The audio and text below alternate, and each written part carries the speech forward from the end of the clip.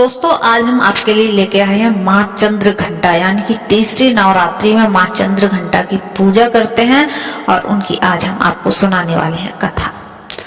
तो चलिए वीडियो करते हैं शुरू और लास्ट में बताएंगे आपको कि आज क्या सब मुहूर्त है और कैसे पूजा करनी है, पूजा विधि भी बताएंगे। पहले हम सुनते हैं व्रत कथा।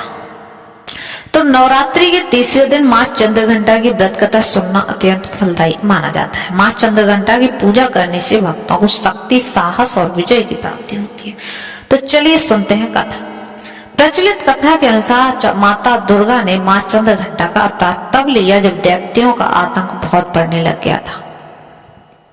उस समय महिषासुर का देवताओं के साथ भयंकर युद्ध चल रहा था। महिषासुर का लक्ष्य देवराज इंद्र का सिंहासन प्राप्त करना था और स्वर्ग लोक पर राज करने की इच्छा से युद्ध कर रहा था। जब देवताओं को उसकी इस मनसा का ज्ञान हुआ तो वे चिंतित हो गए और भगवान ब्रह्मा, विष्णु और महेश के पास गए। ब्रह्मा, विष्णु और महेश ने देवताओं की व्यथा सुनकर क्रोध प्रकट किया, जिससे उनके मुख से ऊर्जा निकली। उस ऊर्जा से एक देवी प्रकट हुई। भगवान शंकर ने अपने त्रिशूल, भगवान विष्णु ने अपना चक्र, इंद्र ने घंटा, सूर्य ने तेज और तलवार तथा सिंह प्रदान किया। उसके पश्चात माँ चंद्र घंटा ने महिषासुर का वध कर देवताओं की रक्षा की। तो दोस्तों ऐसे माँ चंद्र घंटा का जो है उत्पत्ति हुई और श्रृंगार हुआ राक्षसों का। अब हम बात करते हैं माँ चंद्र घंटा की जो है अलौकिक वस्तुएं क्या क्या है, उनका क्या क्या दर्शन है। तो माँ दुर्गा की तीसरी शक्ति है चंद्र घंटा। नवरात्रि में तीसरे दिन इससे देवी की पूजा आराधना की जाती है। देवी का स्वरूप परम शांतिदायक और कल्याणकारी है, इसलिए कहा जाता है कि हमें निरंतर उनके पवित्र विग्रह को ध्यान में रखकर साधना करनी चाहिए। उनका ध्यान हमारे इहलोक और परलोक दोनों के लिए कल्याणकारी और सद्गति देने वाला है।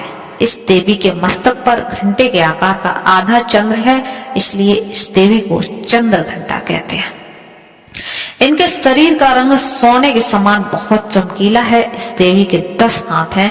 ये खड़ग और अन्य अस्त्र शस्त्र से विस्तृत हैं। सिंह पर सवार इस देवी की मुद्रा युद्ध के लिए उद्यत रहने की है। इसके घंटे से ही भयानक ध्वनि से अत्याचारी दानव, दैत्य और राक्षस कांपते रहते हैं। नवरात्रि में तीसरे दिन इसी देवी की पूजा का महत्व है। इस देवी की कृपा से साधक को अलौकिक वस्तुओं के दर्शन होते हैं, दिव्य सुगंधियों का अनुभव होता है और कई तरह की ध्वनियां सुनाई देने लगती हैं। इन क्षणों में साधक को बहुत सावधान रहना चाहिए। इस देवी की आराधना से साधक में वीरता और निर्भयता के साथ ही सौम्यता और विनम्रता का भी विकास होता है। इसलिए हमें चाहिए कि मन, वचन और कर्म के साथ ही काया को विधि विधान के अनुसार परिशुद्ध पवित्र करके चंद्र घंटा के शरणागत होकर उनकी उपासना और आराधना करनी चाहिए। इससे सारे कष्टों से मुक्त होकर सहज ही परम पद की अधिकारी बन सकते हैं। यह देवी बहुत ही कल्याणकारी है। तो दोस्तों अब करते हैं हम इनकी कथा, पूजा विधि और मंत्रों की बात। तो 24 सितंबर को आज शारदीय नवरात्रि और तीसरा दिन है। यह दिन माँ चंद्र घंटा को समर्पित है।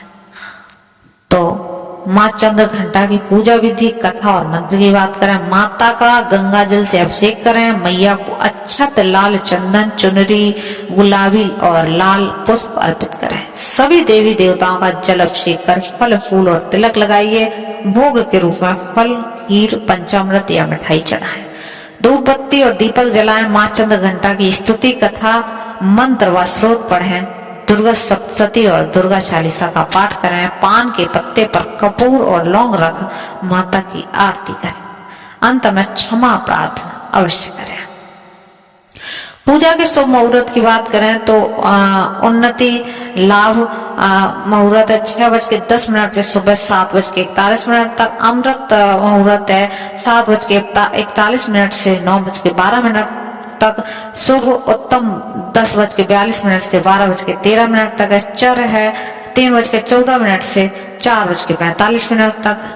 तो आप पूजा कर सकते हैं। स्तुति अगर करना चाहते हैं तो या देवी सर्वभूतेषु मां चंद्रघटा रूपेण संस्थिता नमस्तस्यै नमस्तस्यै नमस्तस्यै नमो नमः। और एक मंत्र है ओम देवी चंद्रघंटाय नमः। और आप स्रोत करना चाहते हैं अगर इनका, तो वो भी आपको स्क्रीन पर दिख रहा होगा। आपको आज हमने पूरी कथा सुनाई और कैसे क्या करना है सब बताया है, और आप पूजा करिए और माँ का आशीर्वाद अवश्य प्राप्त करें। और कमेंट में एक प्यारा सा जय श्री राम जय सिरा वाली लिखना न भूलें।